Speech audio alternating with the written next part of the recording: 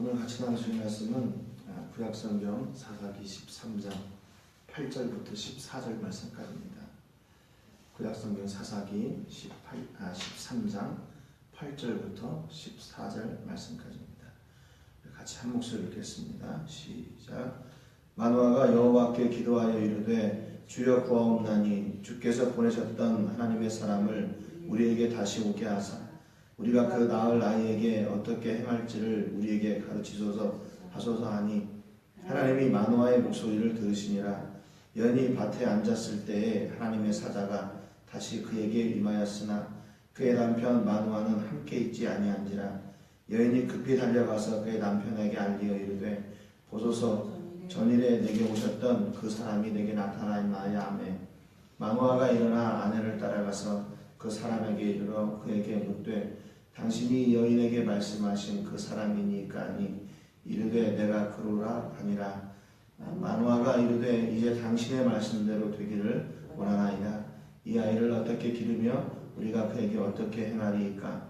여호와의 사자가 마노아에게 이르되 내가 여인에게 말한 것들을 그가 다 삼가서 포도나무의 소산을 먹지 말며 포도주와 독주를 마시지 말며 어떤 부정한 것도 먹지 말고 내가 그에게 명령한 것은 다 지킬 것이니라 하니라. 아멘. 그리고 어제 말씀을 통해서 하나님께서 이스라엘 12번째 사사 삼손을 통해서 그 블레셋의 압제를 이제 이기게 하시려는 그 계획을 하나님의 강권적인 역사로 일을 시작하셨다, 이렇게 말씀을 나눴습니다.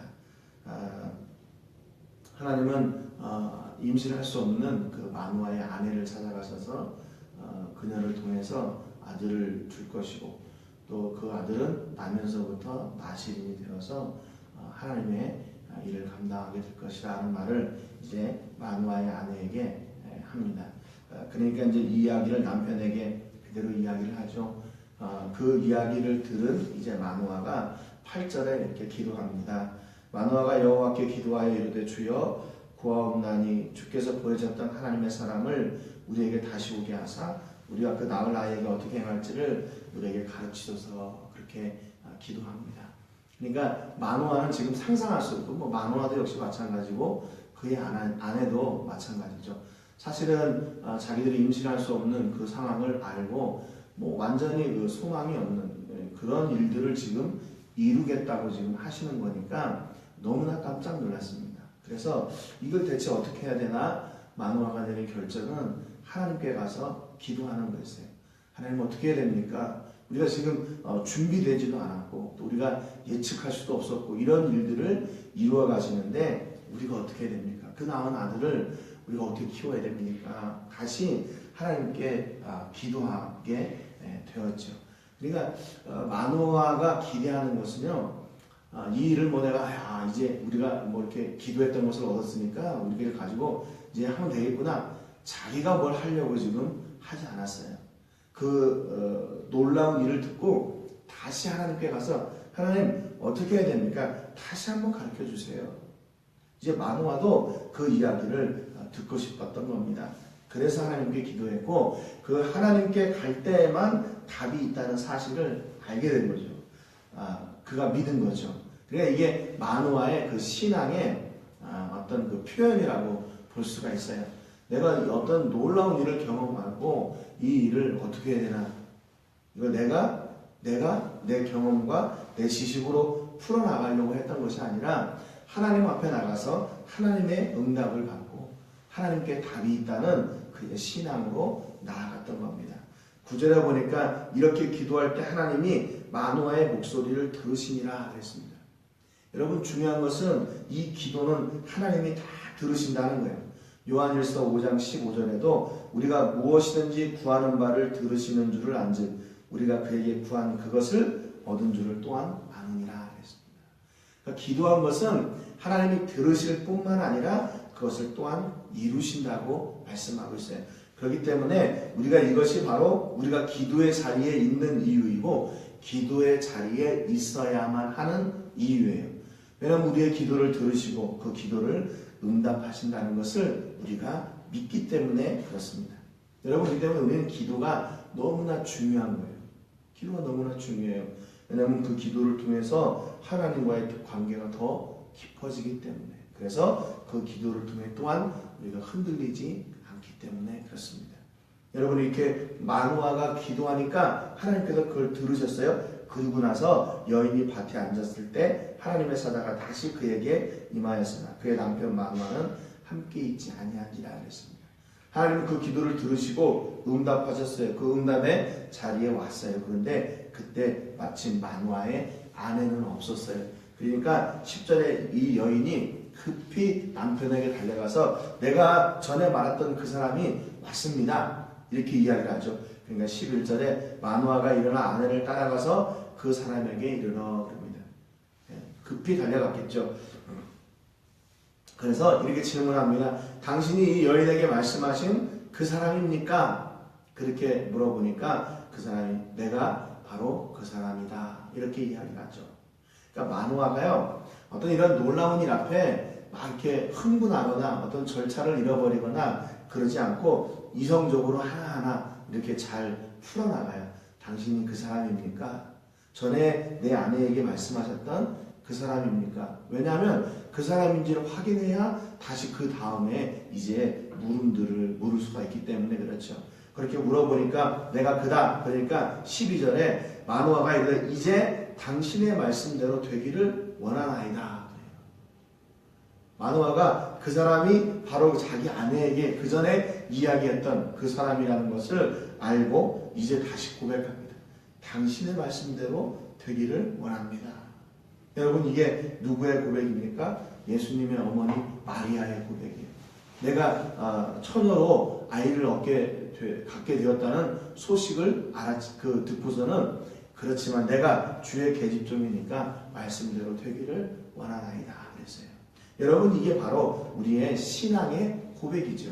하나님께서 우리의 삶을 통해서 어떤 일을 이루실지 우리가 기도할 때도 있고 또는 하나님께서 우리에게 말씀하실 때도 있어요. 그때 우리의 반응이 뭐여야 돼요? 바로 이렇게 마누아와 같이, 마리아와 같이 주의 말씀대로 되기를 원합니다. 주님의 말씀이 내 삶 가운데 온전히 이루어지기를 원합니다. 내가 또 그 말씀을 따라서 그렇게 철저하게 순종하는 자리에 있기를 원합니다. 여러분, 그렇기 때문에 이게 우리의 신앙의 고백이에요. 어떤 말씀을 듣고 그분 앞에 나가서 기도하는 것, 또 그 말씀대로 우리의 삶 가운데 이루어지기를 원하는 것, 이게 바로 우리가 신앙생활이라고 하는 가장 기본이 되는 것이죠. 이 아이를 어떻게 기르며 우리가 그에게 어떻게 행하리까? 다시 여쭤봐요. 그러니까 결국 이 마누아와 그의 아내는 자기의 아들을 어떻게 키우기로 먼저 작정했냐면, 지금 아들이 지금 얻어진 게 아니에요. 지금 있는 게 아니에요. 앞으로 얻을 거예요. 그럼에도 불구하고 이들은 미리 준비하고 미리 결단하고 있어요. 어떻게? 내가 어떻게 그 아들을, 하나님께서 주신 그 아들을 어떻게 키워야 됩니까? 여러분, 그러니까 지금으로 말하면 하나님 걱정하지 마세요. 우리 아들 주시기만 하면 세상에 있는 여러 가지 좋은 유치원도 있고 좋은 교재도 있고 좋은 선생님들도 있으니까 내가 그걸 통해서 아주 그냥 멋진 사람을 만들겠습니다. 그런 포부를 지금 발표하고 있는 게 아닙니다. 세상에 좋은 것들이 많이 있지만 하나님 어떻게 키워야 됩니까? 내 아들을. 나는 그 방법을 따르겠습니다. 하나님이 원하시는 그 방법을 따르겠습니다. 그렇게 고백하는 거죠. 민수기 28장에 여러분 잘 아시는 것처럼 하나님께서 우리들에게 복 주시기를 원하시는 그 마음을 모세가 백성들에게 선포해요. 너희들이 복 받기를 원하냐? 그것이 먼저가 아니라 네가 말씀대로 살면 복을 받을 것이다. 이렇게 얘기하거든요. 신명기 28장 1절에 내가 네 하나님 여호와의 말씀을 삼가 듣고 내가 오늘 내게 명령하는 그의 모든 명령을 지켜 행하면 내 하나님 여호와께서 너를 세계 모든 민족 위에 뛰어나게 하실 것이라. 그리고 나서 계속 복을 받고 이야기합니다. 여러분, 하나님께 복 받기를 원하십니까? 그러면 말씀대로 사는 삶의 현장이 있어야 돼요. 그러니까 지금 마누아가 그의 아내와 함께 하나님의 사람 앞에 가서 당부하는 건 뭐냐면 우리가 복 받기를 원합니다, 그 말이에요. 그러면 어떻게 살아야 됩니까? 그 말이죠. 말씀대로 살겠습니다. 어떤 말씀을 주시든지 그 말씀대로 살겠습니다. 그 얘기는 내가 그 말씀대로 살아서 하나님이 주시는 그 복을 누리겠습니다. 그 말이에요. 여러분 얼마나 지혜로워요. 하나님 내게 복 주세요. 내게 좋은 것 주세요. 이렇게 이야기하지 않고 내가 하나님의 말씀대로 살겠습니다. 그 말이에요. 그 얘기는 내가 그 말씀대로 살아서 그 말씀대로 살 때 주시는 복을 내가 누리겠습니다. 그 말이에요. 여러분 그러니까 이게 바로 우리 하나님의 자녀들이 마땅히 하나님 앞에 나가서 고백해야 될 거예요. 하나님 말씀하십시오. 하나님 어떻게 살기를 원하십니까? 하나님 내게 말씀해 주세요. 그래서 내가 그 말씀에 순종해서 그 삶을 살겠습니다. 그래서 그 복을 누리겠습니다. 그 말이죠. 여러분 그러니까 이 마누아와 그의 아내가 얼마나 지혜롭고 얼마나 믿음 있는 사람인지 뭐래요. 그렇잖아요. 아까도 말씀드린 것처럼 하나님 아들 주시기만 하십시오. 내가 이렇게 키우겠습니다. 이게 아니에요. 하나님 우리는 이미 포기된 상태예요. 그런데 하나님께서 선물을 주시겠다고 하시니 그 자녀를 하나님의 뜻대로 하나님의 말씀대로 하나님의 방법으로 양육하겠습니다. 그렇게 얘기해요. 그랬더니 이 하나님의 사람이 13절과 14절에 여호와의 사자가 마누아에게 이르되 내가 여인에게 말한 것들을 그가 다 삼가서 포도나무의 소사를 먹지 말며 포도주와 독주를 마시지 말며 어떤 부정한 것도 먹지 말고 내가 그에게 명령한 것은 다 지킬 것이니라 이렇게 얘기합니다. 여기 보면 13절에 너에게 내가 여인에게 말한 것들을 그가 다 삼가서 이렇게 얘기하잖아요. 그러면 이게 앞으로 태어날 아들이 그렇게 해야 되는 게 아니라요. 이 여인이 먼저 그렇게 해야 된다는 거예요. 그러니까 지금 좀 방향이요 조금 달랐어요. 마누아는 우리 아들 앞으로 아들을 어떻게 얻은 아들을 어떻게 키워야 됩니까? 이렇게 물어봤는데 하나님의 사자는 먼저 그의 아내가 그 일을 지켜야 된다 이렇게 얘기합니다. 그러니까 하나님은 우리가 하나님의 일을 할 때요 그 통로도 역시 마찬가지로 하나님께서 주신 말씀과 규례를 지키기를 원하시는 거예요. 마누아의 아내가 먼저 그 일들을 지켜야 돼요. 포도나무의 소산을 먹지 말고 포도주와 독주를 마시지 말고 어떤 부정한 것도 먹지 말고 내게 그에게 명령한 것은 다 지킬 것입니다. 이게 삼손, 앞으로 태어날 아이 삼손에 대해서 이야기한 게 아니라 바로 그 삼손의 어머니 마누아의 아내가 지켜야 될 거라는 겁니다.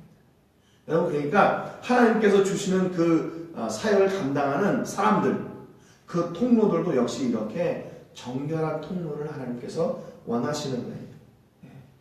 그래서 그 말씀의 규례를 지키라고 말씀합니다. 어떻게 보면 내가 나까지 그래야 돼? 우리 자녀들 내 아들만 이렇게 잘 키우면 되잖아요. 그게 아니에요.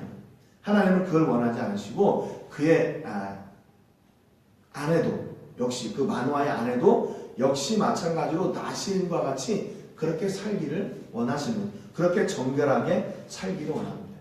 그러니까 차라리 그러면 하나님의 일을 감당하지 않는 그런 통로가 된다면 이거 안 해도 되잖아요. 아니 굳이 꼭 나를 통해서 일을 하겠다고 하시면서 이거 해라 저거 해라 또는 이거 하지 말아라 저거 하지 말아라 하나님의 말씀이 무슨 올무나 짐처럼 우리가 이렇게 여겨질 때가 있어요. 여러분 그런데 아까도 말씀드렸지만 하나님의 말씀을 지켜야 된다. 하나님께서 우리에게 이런 율례를 주셨다는 것은요 우리에게 어떤 올무를 매거나 짐을 지어주기 위해서 주신 말씀이 아니에요. 아까 신명기 28장에도 그렇게 8장에 신명기 28장에 말씀하신 그 말씀이 우리에게 복 주시기를 위함이다 라고 말씀드린 것처럼 하나님은 우리가 하나님의 일을 하다가 막 힘들고 어렵고 그리고 막 그 고난과 역경을 막 이겨내가지고 그걸 막 감당하고 이런 어떤 그 소설 같은 그런 삶을 살기를 원하시는 게 아니라는 겁니다. 하나님은 우리가 그 말씀을 지키면서도 행복하기를 원하시는 거예요. 신앙생활 하면서도 기뻐하기를 원하시는 겁니다. 간혹 저도 그런 오류 또는 그런 잘못을 이렇게 범할 때가 있어요. 그런 것 같아요. 막 하나님의 일을 하면서 이렇게 힘들고 저것 때문에 힘들고 그렇지만 내가 이렇게 열심히 일을 하고 있고 하나님의 일은 그렇게 힘든 게 아니죠. 고난을 하나님께서 우리에게 힘들게 하려고 하나님의 일을 주신 게 아니죠. 그렇다면 그 하나님의 일이 힘들게 여겨지고 그렇다면 그건 나의 문제, 내 신앙의 문제예요. 그렇잖아요. 하나님께서 주신 그 일들을 감당하게 하실 때는 하나님께서 그 일을 감당할 수 있는 힘과 능력도 주실 텐데 왜 힘들다고 생각해요? 내가 한다고 생각하니까 내가 한다. 그래서 정말 하나님 앞에 이게 내가 하나님의 은혜로 하고 있다고 말은 하고 있지만 실제는 이걸 내가 하려고 했구나 라고 그렇게 하나님 앞에 죄송스러울 때가 있더라고요. 하나님은 결코 우리에게 이런 율례를 주셔가지고 그걸로 막 우리를 이렇게 올가매고 우리를 힘들게 하고 우리를 막 이렇게 고통을 주고 그러려고 주시는 게 아니라는 겁니다. 그 하나님의 일을 하나님의 말씀을 이루어갈 때 그것이 우리 삶의 행복이고 기쁨이고 축복의 통로가 되는 줄로 믿습니다. 여러분, 그래서 오늘도 여러분들이 하나님의 일을 또 하나님의 말씀을 순종하며 감당하며 하나님께서 주시는 복과 은혜를 풍성히 누리는 그 가운데 누리는 그런 은혜가 있기를 주님의 이름으로 축복합니다. 기도하겠습니다. 하나님 아버지 감사드립니다. 오늘 마누아와 그의 아내의 모습을 통해서 우리가 어떤 일을 만나든지 하나님께 나아가서 하나님께 여쭙고 하나님께서 주시는 그 답을 저희가 받고 그 말씀대로 사는 은혜의 삶을 또는 신앙의 삶을 저희가 살아야 됨을 다시 도전받게 해주셔서 감사합니다. 하나님, 때로는 우리가 하나님의 일을 하면서 힘들다고 또 어렵다고 이렇게 투정할 때도 있었는데 그것이 바로 내 힘으로 하려고 했던 불신앙이었던 것을 아버지 저희가 고백합니다. 불쌍히 여겨주시고 하나님의 일을 감당할 때 그 안에 기쁨을 누리게 하시고 오히려 더 큰 은혜와 능력이 그 안에 있음을 고백하고 주의 말씀을 기뻐하는 저희들 되게 해 주옵소서. 오늘도 신앙의 삶이 고통의 삶이 아니라 기쁨과 즐거움의 삶인 것을 고백하게 하시고 그 안에서 주시는 행복과 기쁨과 은혜와 복을 누리는 우리 모든 식구들 다 되게 하여 주시옵소서. 오늘도 하나님께서 주실 은혜와 복을 기대하고 감사드리며 예수님의 이름으로 기도합니다. 아멘.